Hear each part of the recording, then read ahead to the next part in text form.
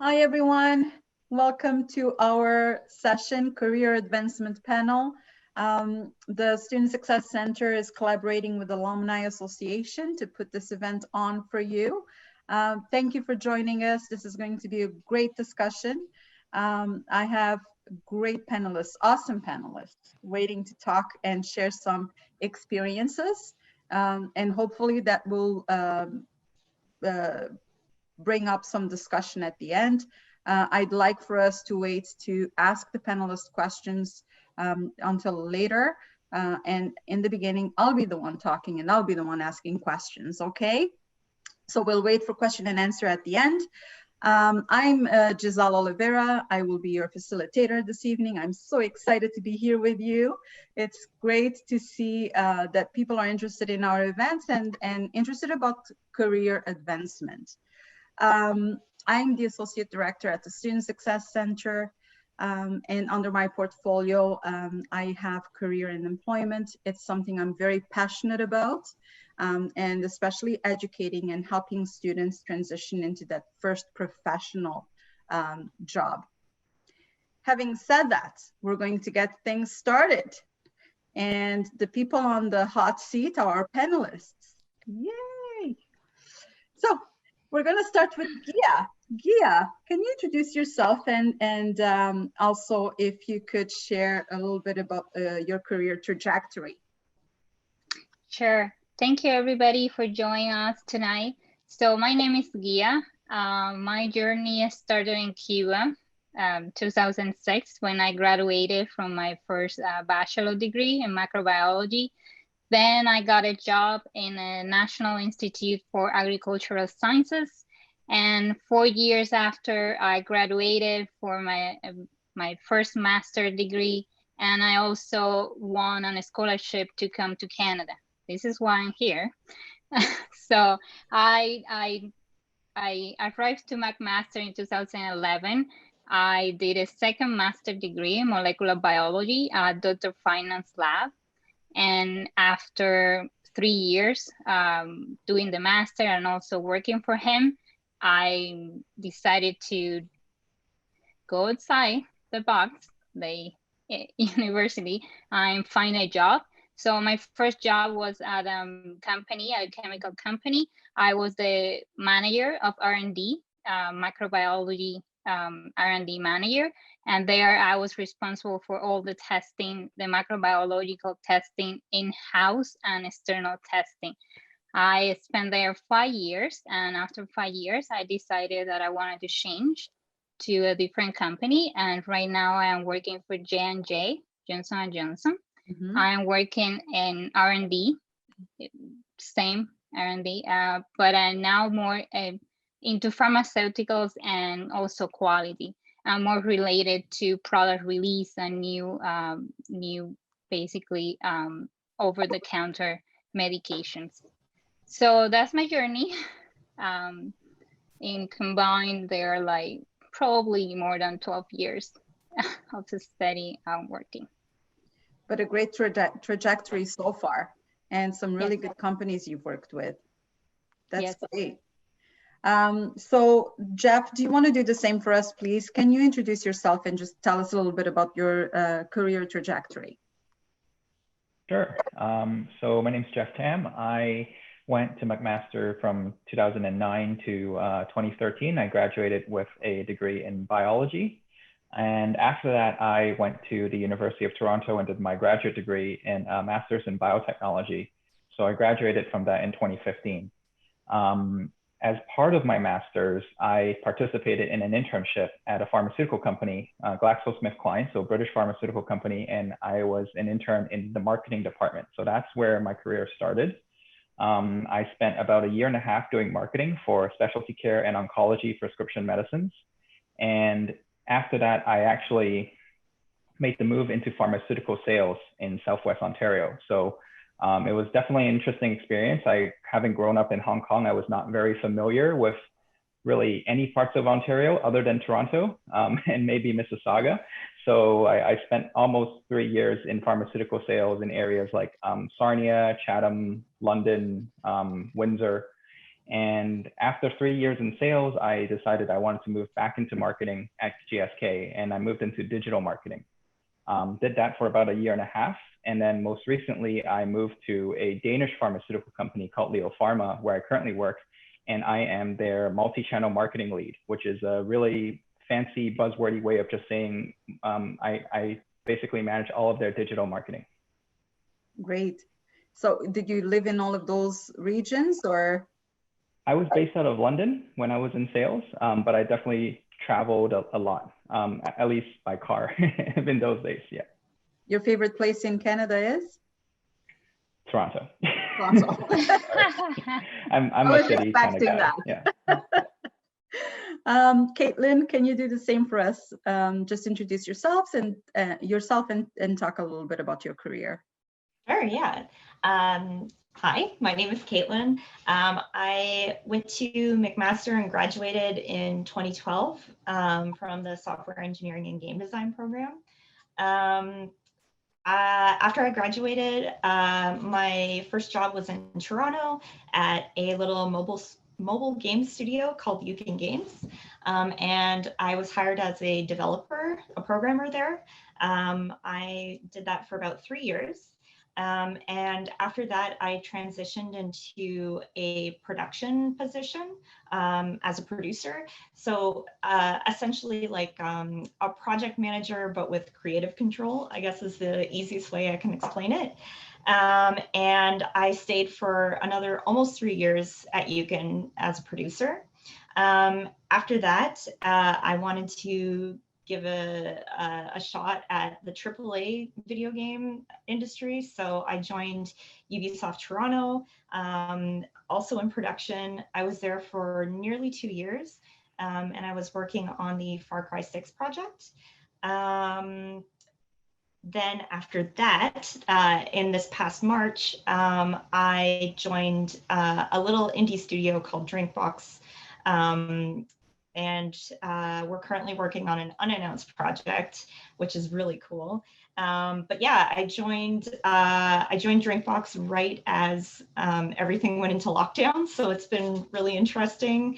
There's a few coworkers that I've never met in person. Yeah.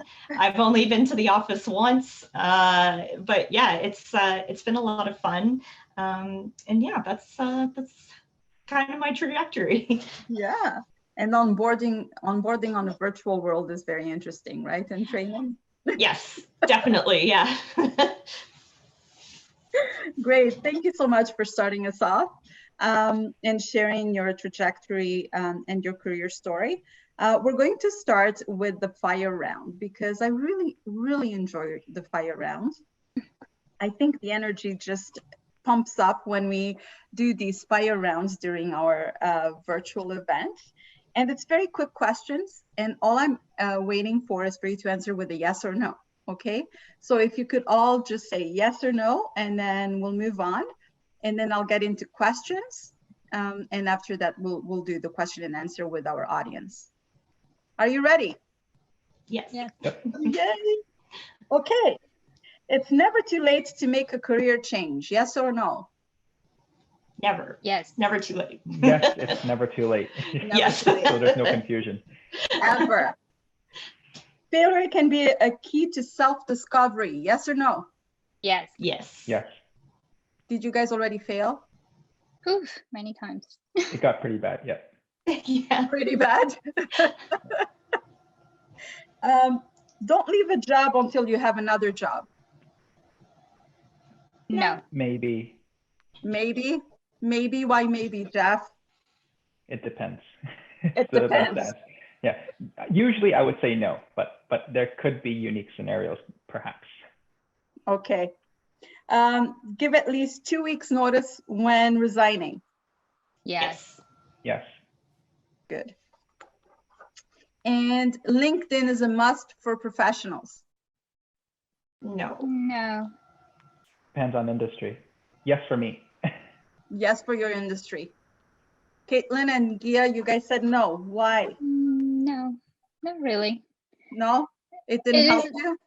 It is nice to have it if you're gonna use it. and you're going to use it properly. And if you use it professionally only and nothing else.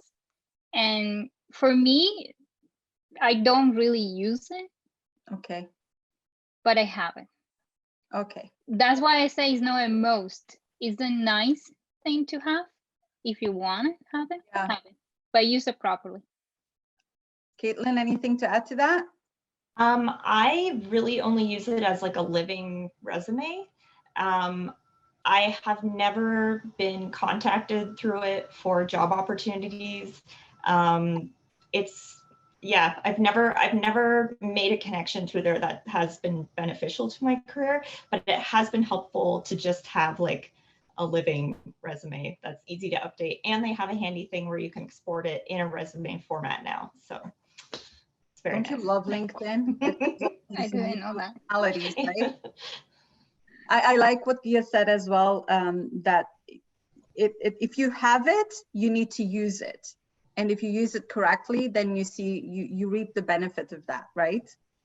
But having it just for the sake of having it, I agree. Yeah, it might not be the best thing, but as a living resume is great.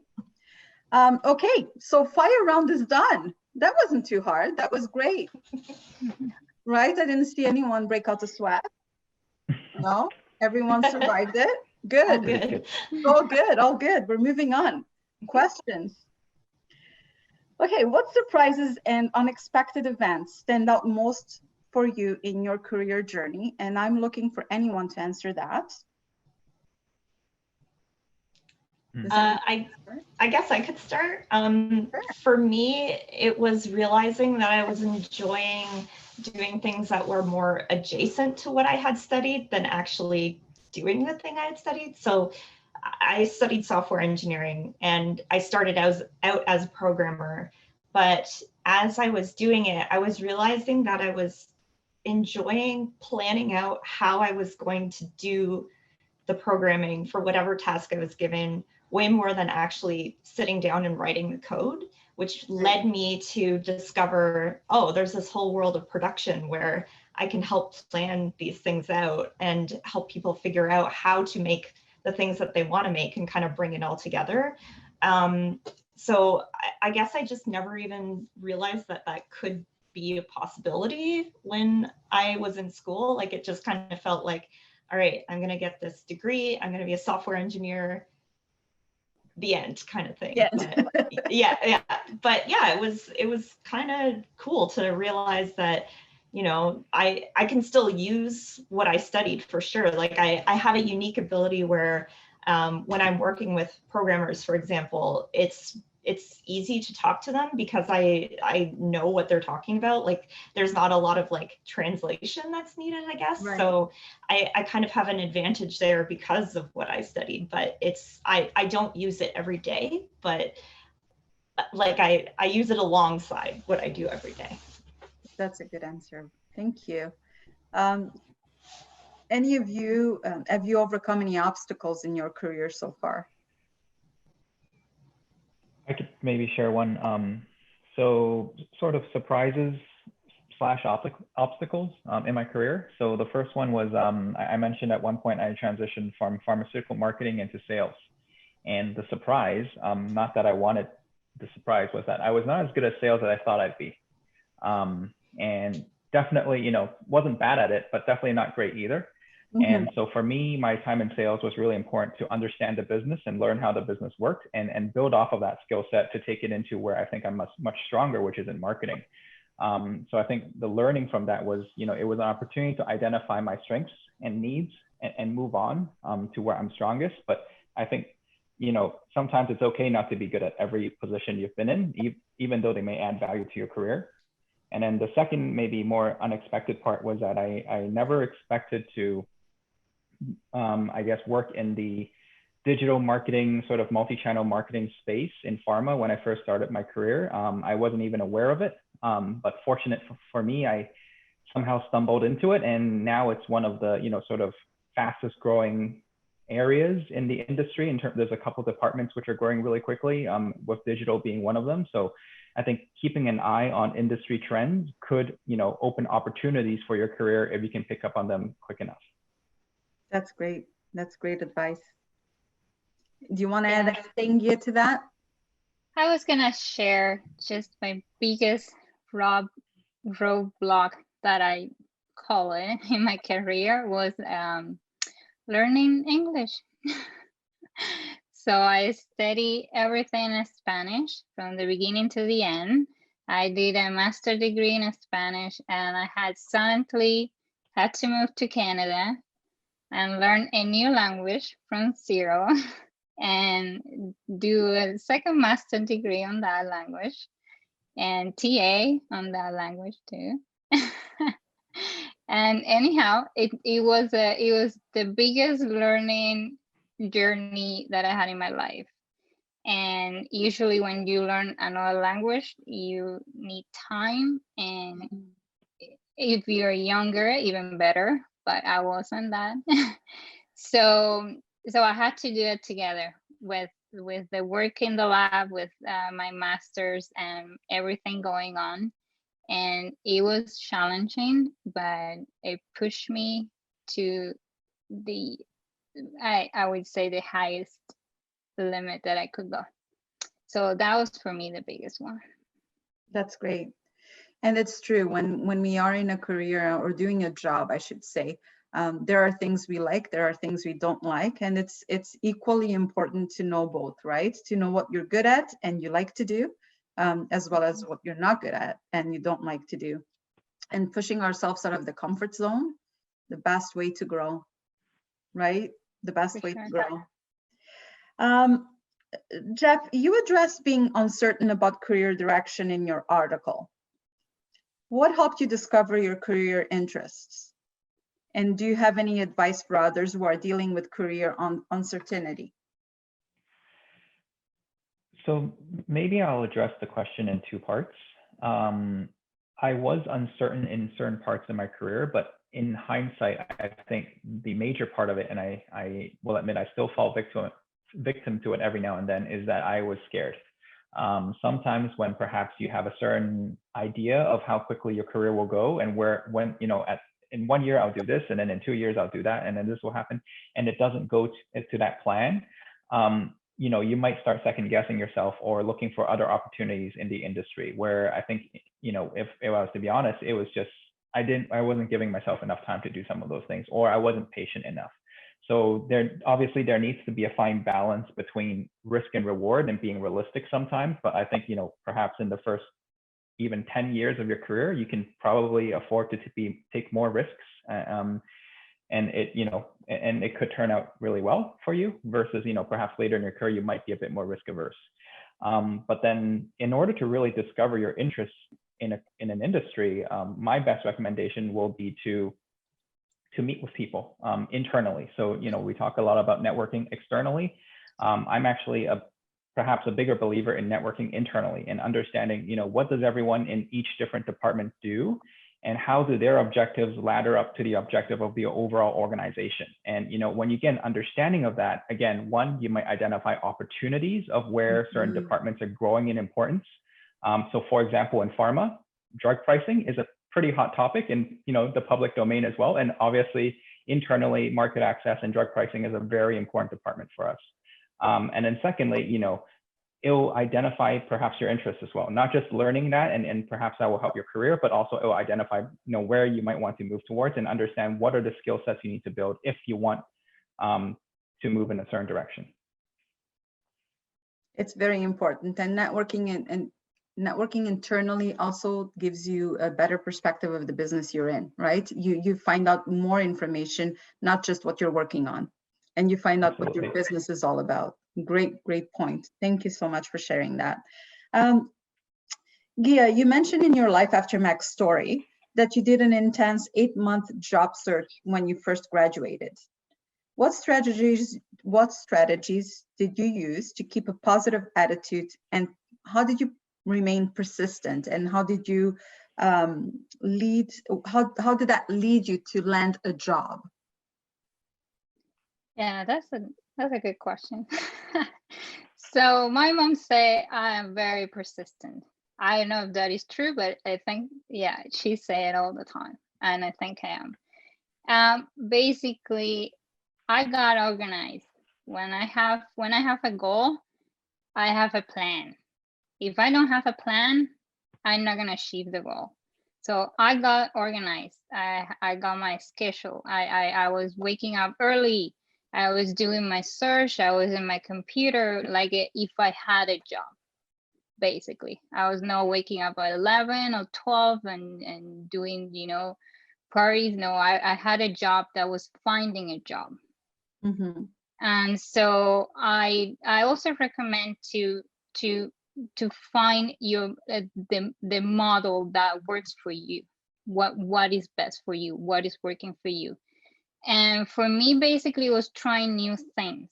Was talking to people, everybody, not only people that was in my industry, but also I got help from everybody. I was talking to everybody to see different perspectives, different things that could work. And I basically prepare my plan. Like I was looking at, I was searching the companies that I wanted to apply for. I was not just applying to any job that I was finding available on the web. I was doing my search, and when I was applying to a job, it's because I really wanted that job. And I was caring already for that job, even though I didn't have it. And that actually was what landed my first job, because I contacted the company directly because the link, it wasn't working anymore for people to apply to the job. And I just let them know, hey, by the way, your link, if you do want applicants to apply to this job, the link is not working anymore. And then they messaged me back and they say, but do you want to apply? And I said, sure, yes, I do. I do want to apply. And so, anyhow, I got the job. And they basically put the link down after 24 hours because they got 100 applicants. But I was the only one to say, hey guys, the link is not working. I didn't apply. I didn't send my resume. I just say, hey, this is not working for you. So, and it was the way that I made them easy for them to kind of spot somebody, because I show up. I did something different that nobody did. And that's what it landed my first job. And the second thing that is very important too, and we're gonna talk about it later, is interviews. Like when I go to interviews, I do really prepare myself for those. So don't think that you have an interview and you're gonna get the job. No, you have to prepare yourself and you have to do your homework. So basically, yeah, just get organized, get your goal, get your plan, what you want, and just do it. Go for it.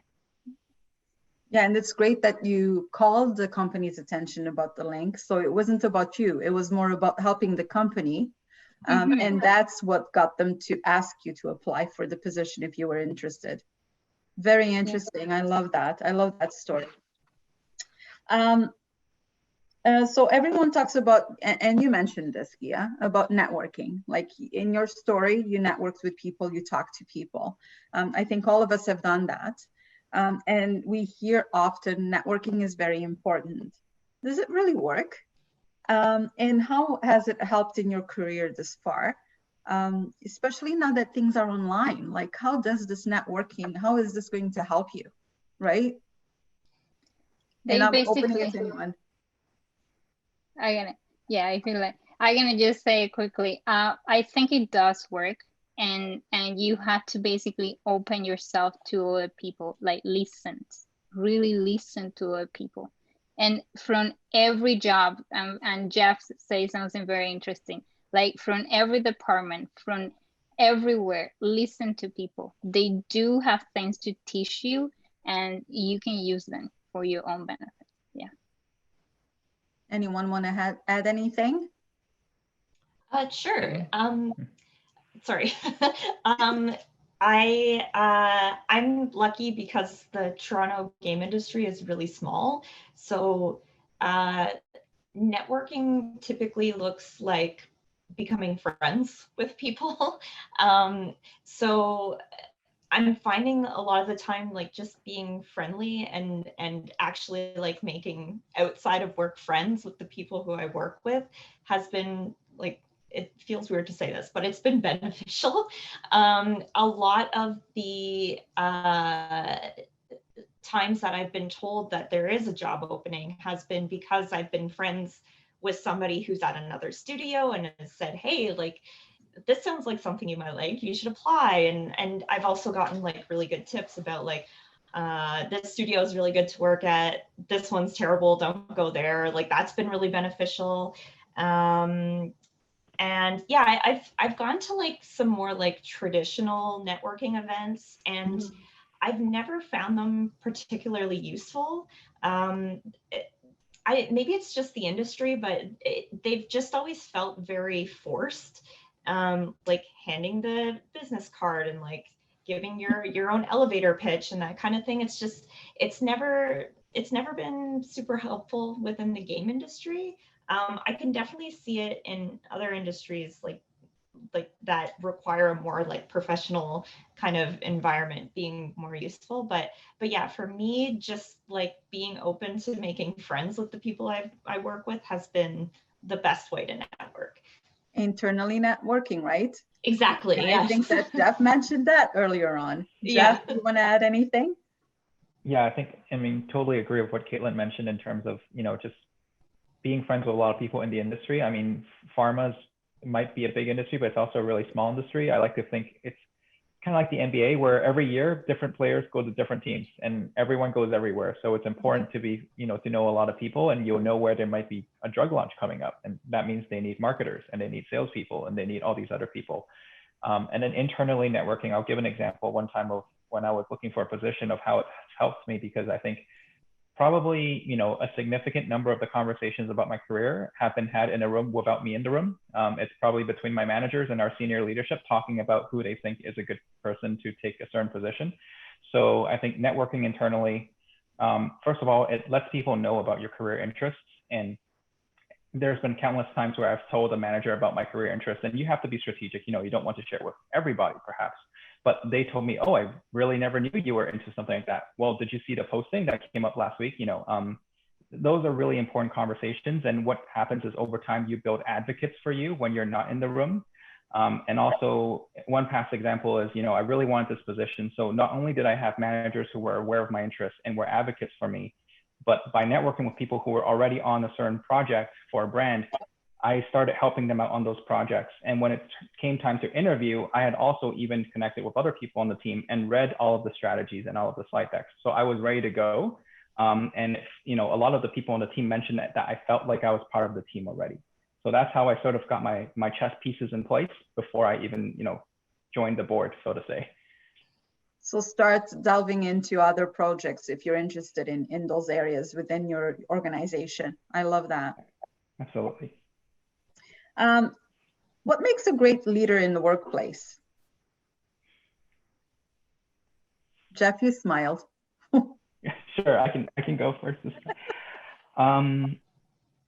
So I've had the privilege of working for many great leaders in the workplace, and I think something that they've all had in common is that they are able to create an environment where people are comfortable to be vulnerable and transparent, and whether that means sharing a failure or sharing concerns, because you don't want your team to be hiding those things from you. Some of the greatest leaders I've worked with were also able to make me personally invested in their vision and their projects. So I didn't want to do the work for them just because they were my boss. I did it because they cared about it, and because they cared about it, I cared about it. So those are two things I've noticed in really great leaders. They can bring people along with them. Gia, what does it look like for you? For me, I found communication style is so critical. Like, and how a person, a leader communicates, it tells a lot about the principles of that person, the values that has, and how they treat people. So if you see somebody giving commands and orders and just telling people what to do, that's not a really leader. Somebody more like a mentor, like somebody that is able to guide you to be there when you need them, that is someone that you're gonna look more up as an example of a leader, a good leader. Also, for me also, I think leading by example, like if you want your team to accomplish something, you have to be invested and you have to show that you're also looking for that same thing, that you're asking your team to do it. So yeah, be transparent, be honest, be nice. Don't treat people like they like they are just machines. So yeah, that's about. Caitlin, what about you? Yeah, I pretty much the same things. I always think about like remembering that the people that you're leading are human. Like you said, Gia, like they're not machines.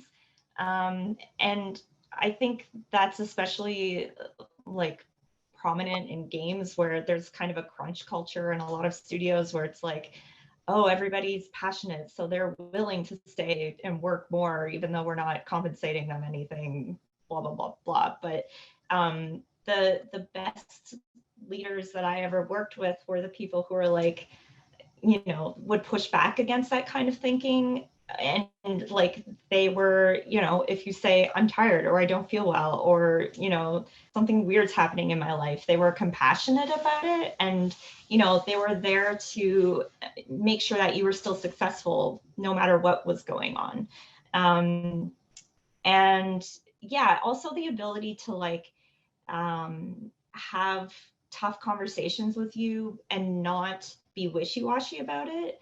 I mean, being on the other end of that conversation always sucks, but like if they're saying something like, well, you're not doing so great, but it'll get better and I'm sure it'll be fine, but make sure you're doing, like, just kind of like not being solid on what's going on is like, leaders can't really help people get past whatever is difficult if they're not, you know, firm on what the issue is and confident in what they're saying, but and also being able to like remind you that they're there to help you succeed. Like they want their whole team to succeed and you're part of the team, and so, you know, let's work on this together kind of thing. So that's another thing that's been important for me, is like being able to get tough feedback, but from somebody who's confident in what they're saying. Right, and who's going to help you and support you in that journey to get better, right? Exactly, and or not just anything. Yeah, not just saying like, oh, you're really bad at XYZ, figure it out, and you know, just kind of, yeah, exactly, like being able to help you find a solution. Great, thank you. And what was the adjustment like for you guys when you transitioned into a leadership role? What was that transition like? I guess for me, it was definitely scary at first. I've never had people reporting to me directly, but because I'm essentially a project manager, like I'm figuring out what they're going to do, and like they don't have to answer to me, but I'm still like giving them all of their work and such. So yeah, I was really nervous about like you know, not overdoing it or not underdoing it, and, you know, striking the right balance and all that kind of stuff. But eventually it felt kind of natural to me. Like I realized this is a better spot for me in my career to be in this sort of position.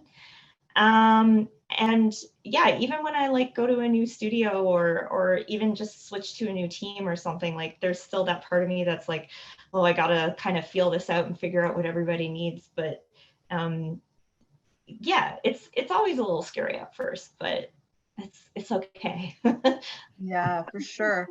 And I think it's also that the unknown, right? You don't know what's going to be like, what you have to do. So yeah.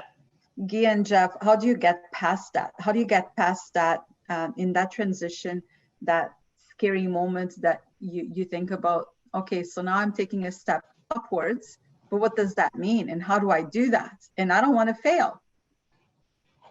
I agree. It was a scary. It What was a strategies scary, did you use? and it was more difficult than what I thought. I thought I was gonna be a manager, and that's it, and nobody was gonna question me. But I was gonna get, I was gonna, I was being questioned by my direct reporters and also my managers. So at the same time, I was in the middle, and they were asking things, and here we're asking other things. So I was like, oh, going crazy. So I think what it helped me the most, honestly, I took courses. I went to communication courses. I went to leadership courses, and McMaster University has awesome courses about it. So I basically got help from people that know better how to be in these positions, and how to talk to your employees, and how to get them to work in the projects that you really need them to advance. Um, I realized something else, that because because you care about a project doesn't mean that your employees do. So if you really want to get things done, you have to be there with them, and you need to understand from where they're coming from and what they need, so that they get the motivation to work in what you need them to work. So it was a whole cycle of motivation thing, and I basically found that courses do help in how you communicate, how your style is, and how you manage those conflicts, because you're gonna get conflicts too between different employees that they don't talk to each other, and you have to deal with that too. So anyhow, I had everything like that at work, and it was yeah, it was interesting. It's cool. Good learning. It's great because you learn as you go along too, right? With every Yes. experience. Yes, that's right. Jeff, what about you? Yeah. What did that transition look like? I was just going to say, I think part of the transition to becoming a leader is a lot of times what gets you to becoming a leader is you're very good at your individual contributions as an employee. But when you become a leader and you start leading a team, it's not so much about what you can do, it's about what you can get your team to do for you. So it's, otherwise you're micromanaging. So every time I was leading a team, it was about setting the direction of where we're going, understanding how does everyone play a role in that. And then for me, it was about getting things out of their way, So in my previous company, there could be challenges with bureaucracy, sort of politics and meetings that involved office politics or funding and identifying funding for projects. So I told my team, you worry about getting that done. I will go have the political conversations and I will find the funding, and I try to cut the tape out of their way so they can do it. That was for me a big part of being a leader. So they felt confident in executing. And then the only other thing I'll add is that, I don't think you necessarily also need direct reports to be a leader. A lot of times, especially in marketing, in pharma, and Caitlin will know in project management as well, is you're leading a cross-functional team. So these people don't report into you, but you're expected to lead them. And that's where, a skill set that I think a lot of pharma companies hire for in marketers is the ability to influence without authority. That's a really important skill. And I think, sometimes I'm probably a little bit biased, but the sales experience helps. I love that. Thank you for sharing.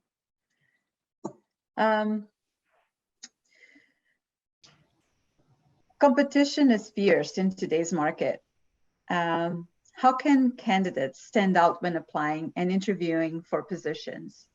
And especially now that everything is, I keep coming back to this, but everything is virtual now. How do we do that? Well, in my industry, pretty much in like any kind of software thing, not even just games, having a portfolio is critical.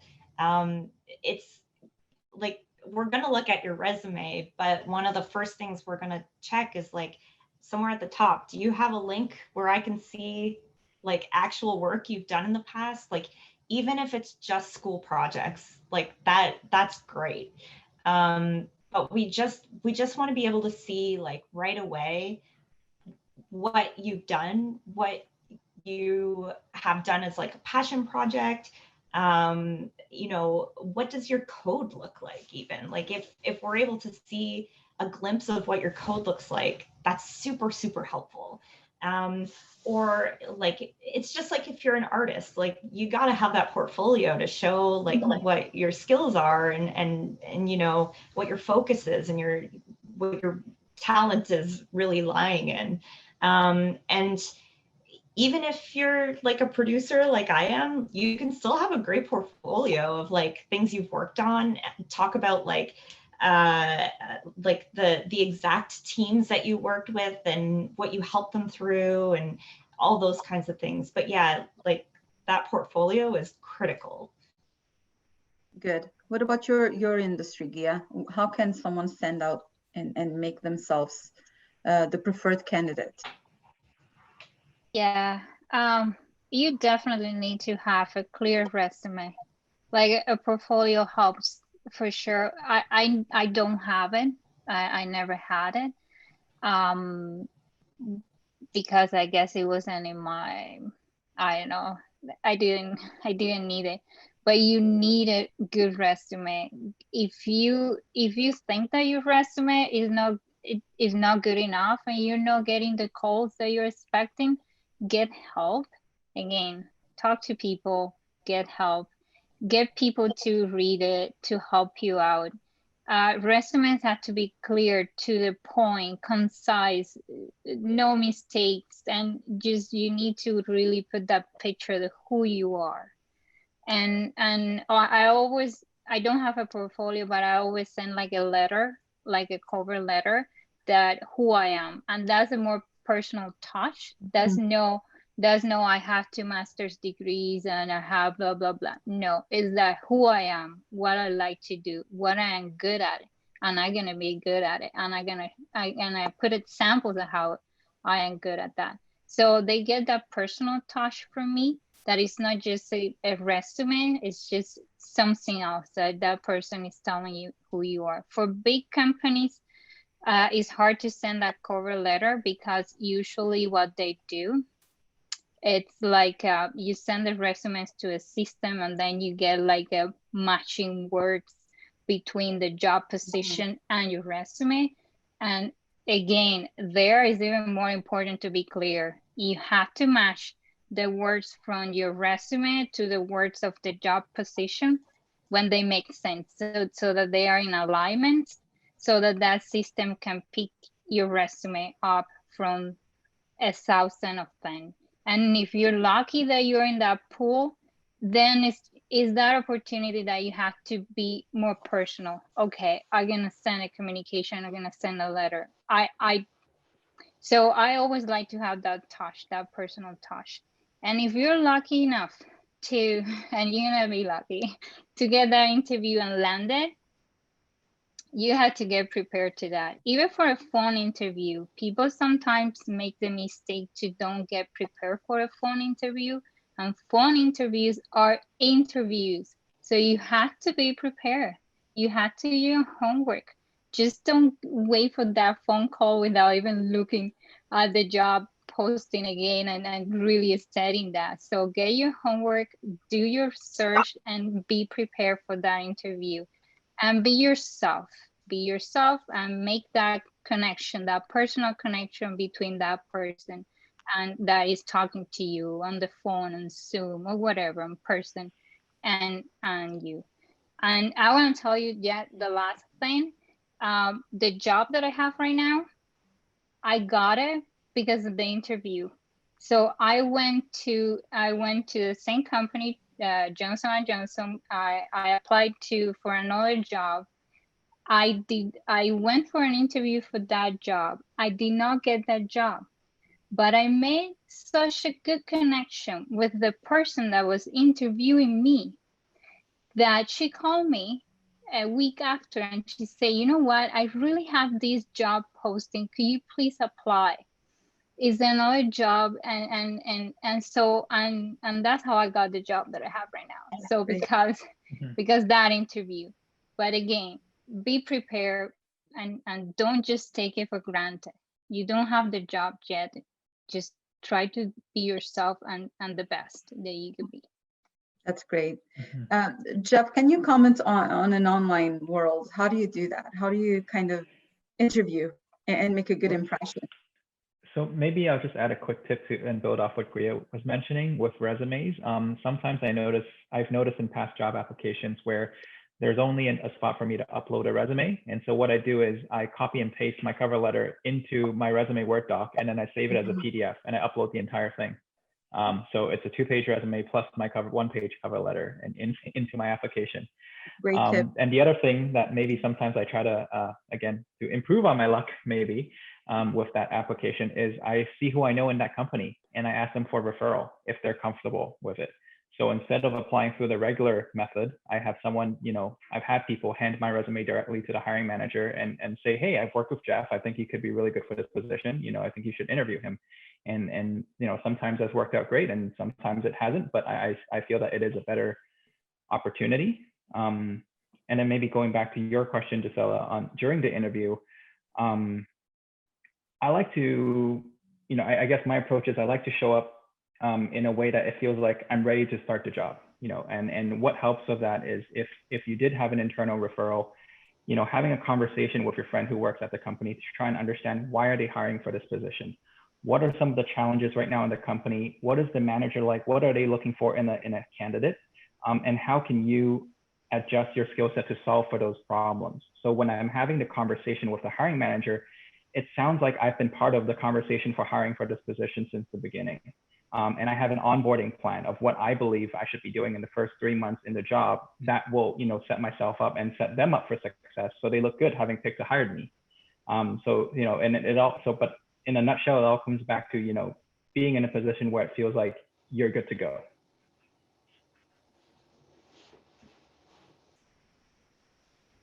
That's great advice.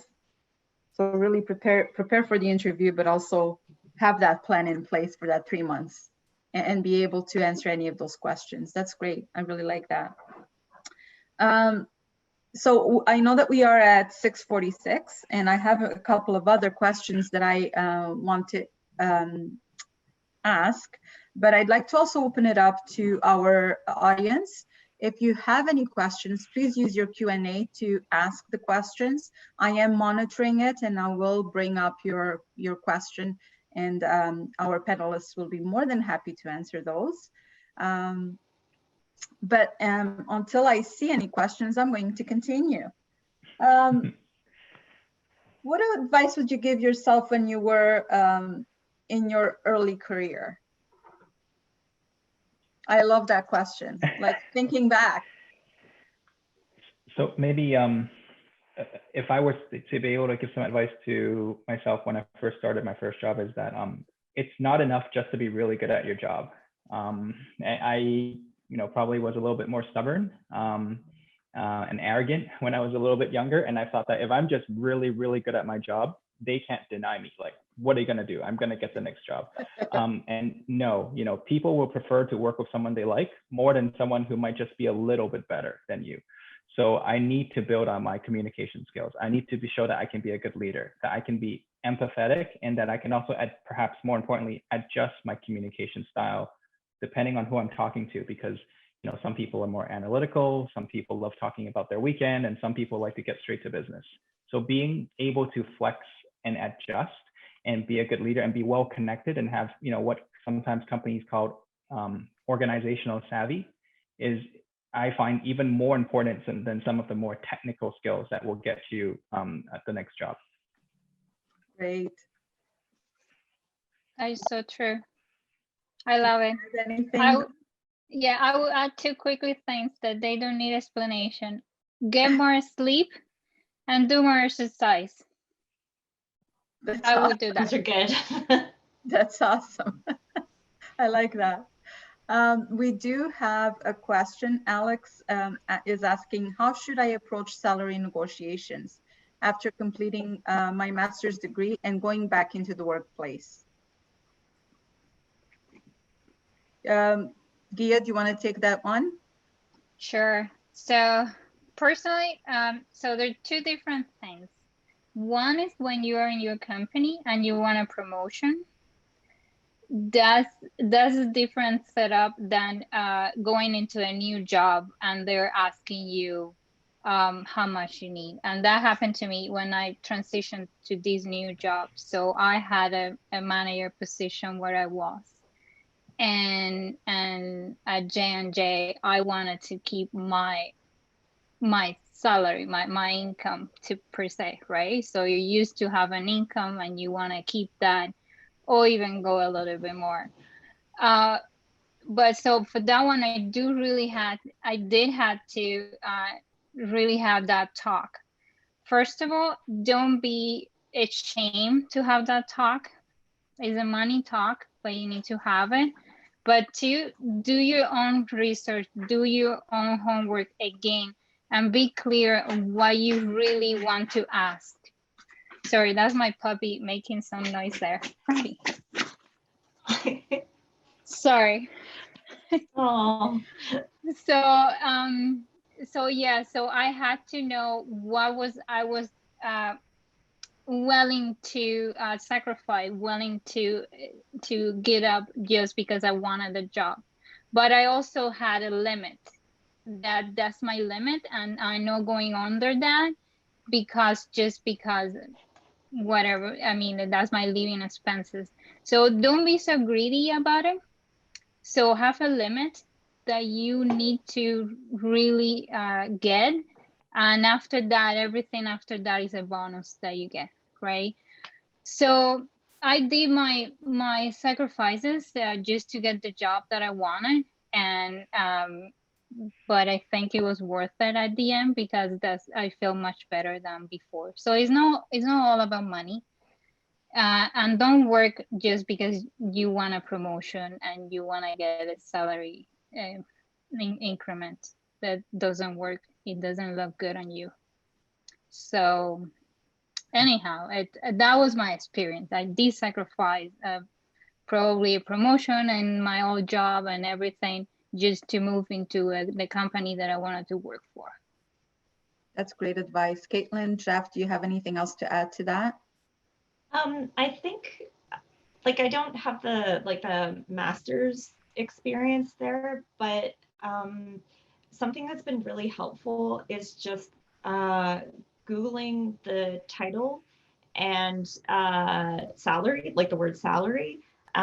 There's a lot of websites that try their best to put together salary ranges for job titles. Sometimes it can be difficult because a lot of them will do it in US dollars. So it can definitely be tricky, but it's been really helpful to kind of set my own expectations or just like get a range in my head of like, okay, in general, within the industry, this is kind of what people are willing to pay. And then from there, I can kind of think, okay, well, I've been doing this for X number of years and I've got this type of experience. So I feel like, I should kind of land in this section. One thing that I do wish that I did when I first started negotiating salary stuff was ask for a little higher than what I was hoping for. Because I asked once and got exactly what I asked for. And I was like, maybe they would have gone higher because they didn't even I don't know, budge at all. But it wasn't a bad salary or anything. It was just kind of like that realization, like, oh, it's okay to ask for this kind of thing and try just a little higher and see what they say. So yeah, Google and go just a little higher, see what happens. Jeff, you left that it's sales 101, right? Ask for higher. Yeah, I would say it's helpful, definitely. But Caitlin's strategy is really great, right? Because I think a lot of employers expect you to negotiate. You're really leaving money on the table if you don't. So I personally like to give a range, and that's based on my understanding of what the industry looks like and what the company's hiring practices are, and also where I feel that, like she said, my skill set falls there. And I've negotiated both with internal promotions and external. For me, it's just, I want to make sure I get what I think is fair compensation for the job that I will be doing. And it's got nothing to do with the job I'm coming from. It's about what I will be contributing in my new job.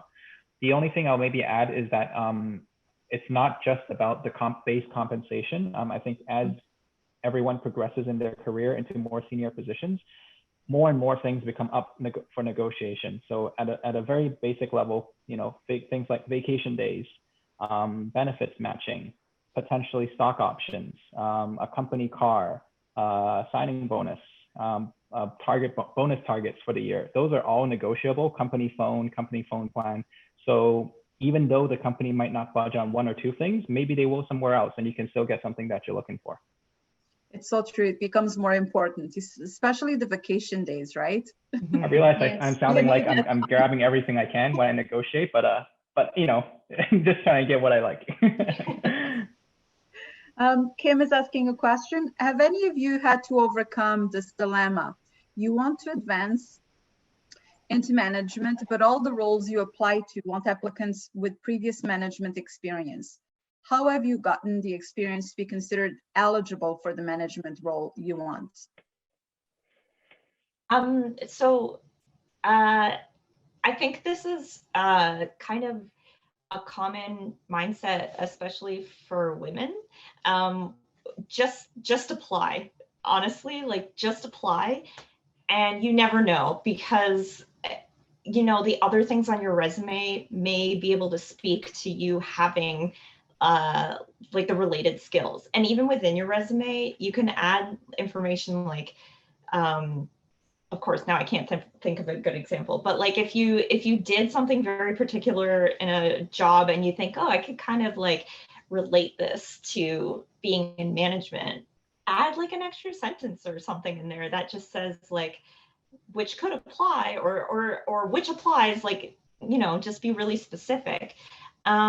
Also, when I was trying to transition, I asked my manager for work that would be related to this kind of thing. So in addition to my regular work, he was also giving me tasks like helping him plan out our next 2 weeks of work, or like helping him fill out some grant applications, like things that I would need to do in that anyway. But, you know, it was kind of like training in a way where I was helping out with that in addition to what my current job title was. And also read some books on it, take a class if you can. There's a lot of really good books on management, and there's a lot of really good books on management for particular industries as well. So yeah, if you have a library card, I recommend checking out some management books. Mm-hmm. And also to add to that, because you made a good point there. Sometimes even having the experience of management, it doesn't really guarantee you that you're gonna get the job that you want as a manager in another company.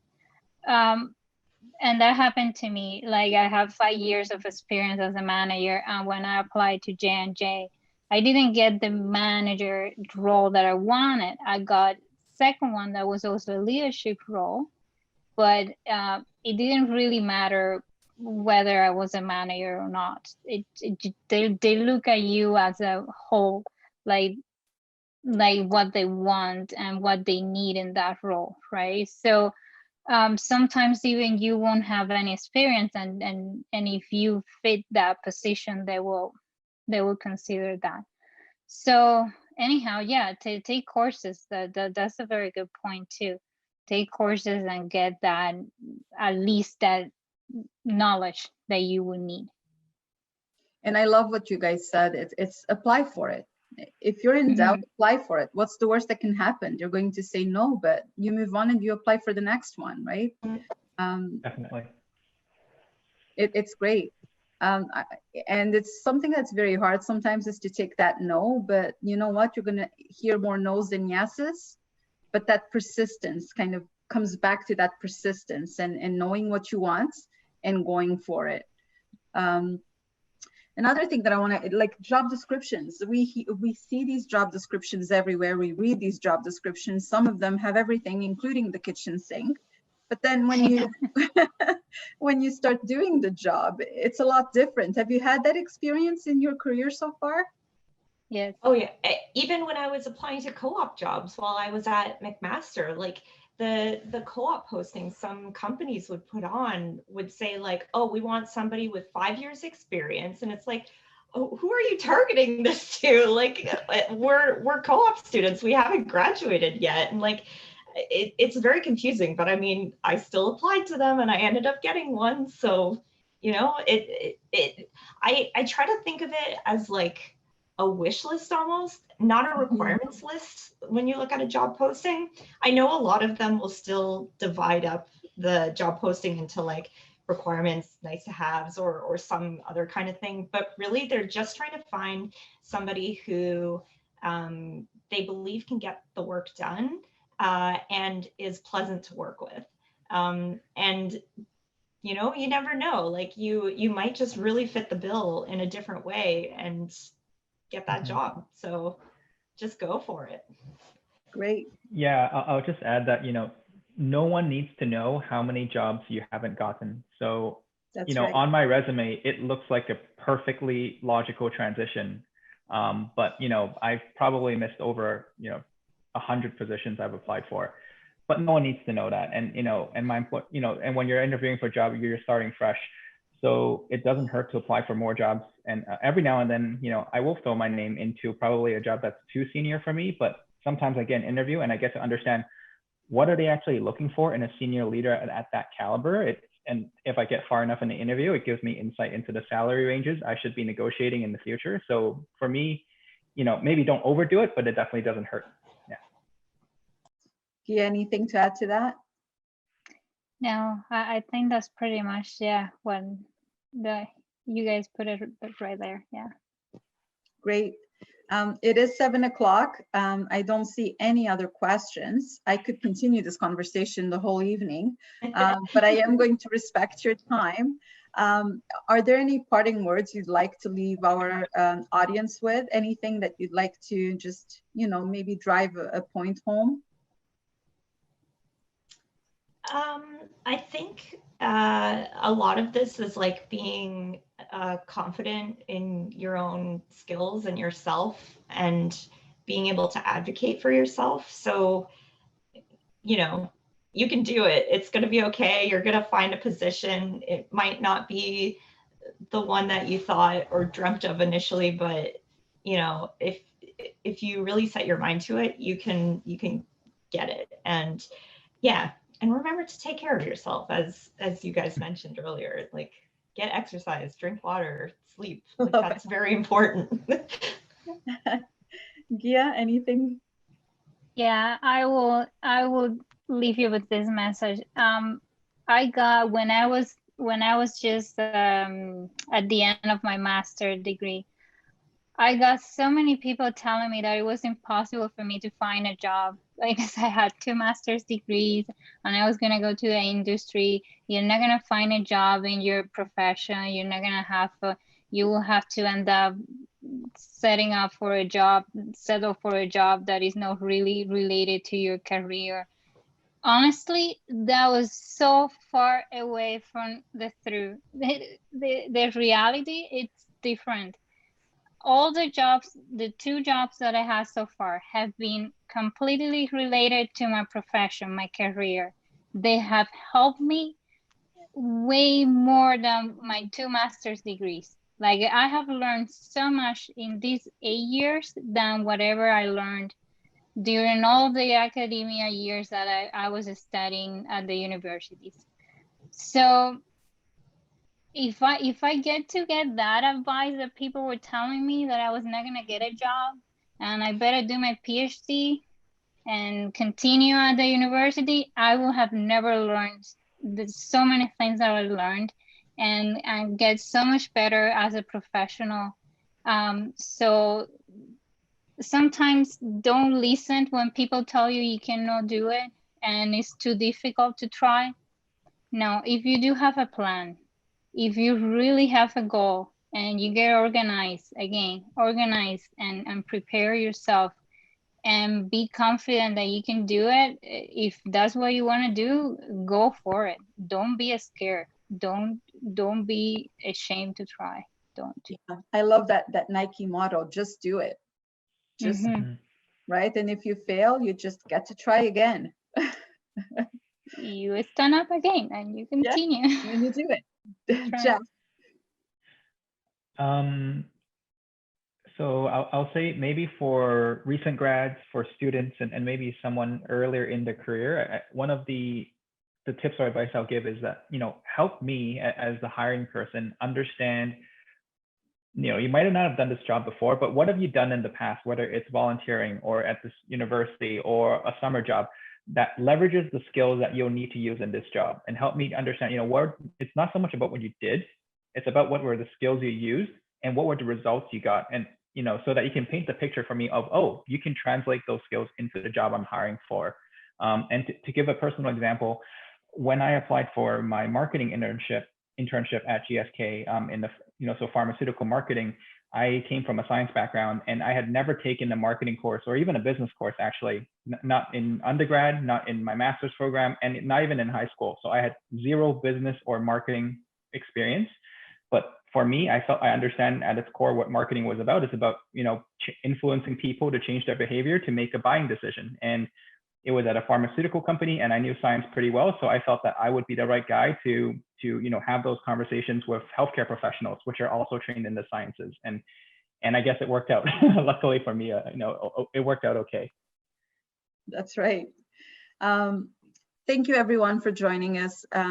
Thank you to our audience for staying connected and listening into the experiences and the stories that Gia, Jeff, and Caitlin shared with us. I think a couple of things I heard quite often throughout the conversation was, being flexible, being open-minded, and just going for it. Failure is okay as long as you learn and you just move on. I loved what you said, Jeff, around, yes, I didn't get many jobs, but no one knows that except for myself. The resume, it's so true. I never thought of that. The resume only tells the success story, right? Yep, survivorship bias. It's great. And barriers are just that. They're just barriers. You just have to organize and put a plan together to overcome those barriers. I do thank you very much for taking the time and spending this hour with us. And I look forward to continuing the conversation with other events. Thank you for joining us, and have a great day, and just do it, just go for it. Exactly. Thank Thanks for you, having Giselle. us. Perfect. Thank you. Bye.